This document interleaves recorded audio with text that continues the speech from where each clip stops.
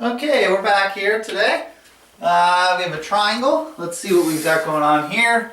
They give us a triangle. We got some lines flying through there. They tell us that AC is parallel to line GD, and line CE is parallel to BF here. And from that, they give us a couple angles. We're supposed to maneuver around and figure out what X is. So why don't you pause the video, do your best with it. We'll come back and we will solve it together. Okay, we're back here. So let's see. You want to be careful here.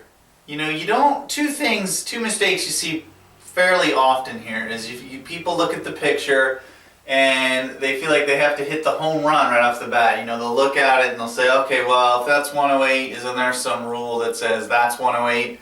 And on a harder question, it's just not going to be that simple. So just, settle down a little bit and work your way around the picture. Just keep filling in things that you know. And you're looking for straight lines, because straight line is 180.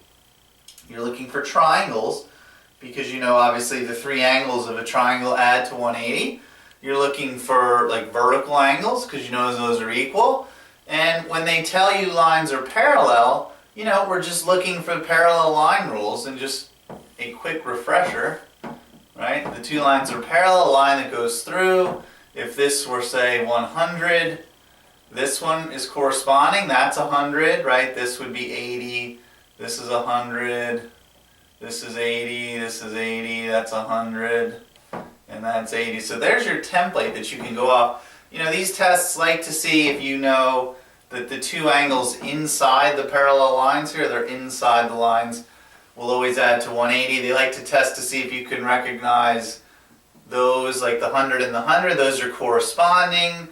They like to test to see if those alternate interior angles are congruent. So we have all that stuff in our arsenal, so we'll use that. And then also just try not to go by what the picture looks like.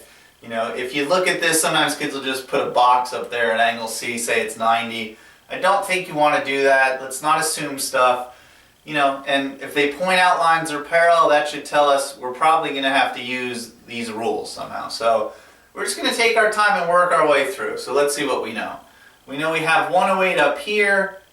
That comprises a straight line, right? So this other angle would be what? 180 minus 108, which should give us 72. We look here. There's a straight line, right? If that's 142, the remaining piece of that should be 38, and I don't think we have anything else just yet with straight lines, right? I don't see any vertical angles that we can use, and you just want to be careful. So now let's see, we have parallel lines. Well, we know these two going across are parallel. So if that's the case, if this is 108, let's look at our template. That's like that one.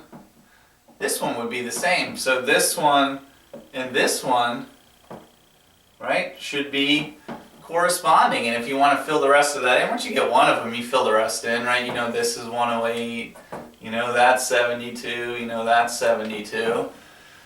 And you just want to be careful, because people say, oh, then X is 72, but be very careful. Notice you have two parallel lines. This line is not parallel to that one. It doesn't look like it, and they didn't tell us that, so I don't think we can use that. We can't use that. We want to be careful there. Well, let's see. Look, we have a triangle, right? And I know those three angles have to add up to 180. So if you look at it, we have what? 72 and 38. If we add that together, that's what? 110. And then if we do 180 minus 110, that should give us that to be 70. And then we know this comprises a straight line, right? So this one should be 180 minus the 70, or 110. And that's the way to do that one. That would give us the correct answer. One thing you also want to be very, very, very careful with, that people like to do this, I would highly advise against this sort of play, is, if they're going to give us an angle, especially they gave us these two angles here, I would not touch them. In other words, sometimes, kids know we like to draw lines to make the picture, a little more usable. I would not start drawing lines like this and then determining, oh, maybe this is perpendicular, this splits a certain way.